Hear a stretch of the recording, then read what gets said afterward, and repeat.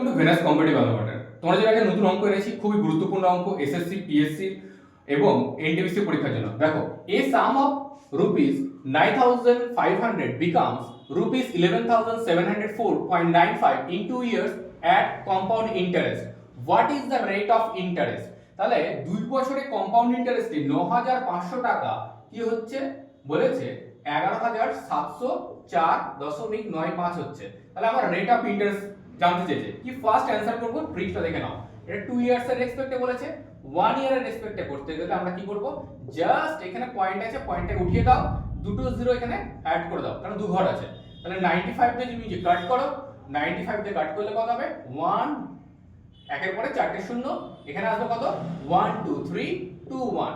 তাহলে আমরা 1 ইয়ারের রেসপেক্টে করতে গেলে, 2 ইয়ারের রেসপেক্টে যদি এটা থাকে, 1 ইয়ারের রেসপেক্টে করতে গেলে আমরা করতে হবে এটাকে স্কয়ার রুট করতে হবে।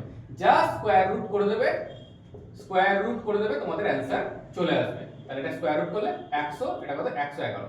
তাহলে এখানে কত হচ্ছে 100 রেসপেক্টে 111 যদি হয়, তাহলে আমাদের অ্যানসার কত হবে 11। তাহলে 11% হয়ে গেল অ্যানসার। তাহলে তোমরা যদি এই ধরনের ভিডিও যদি আমরা লং পেতে চাও, তাহলে অবশ্যই কমেন্ট বক্সে কমেন্ট করে দাও। Thank you.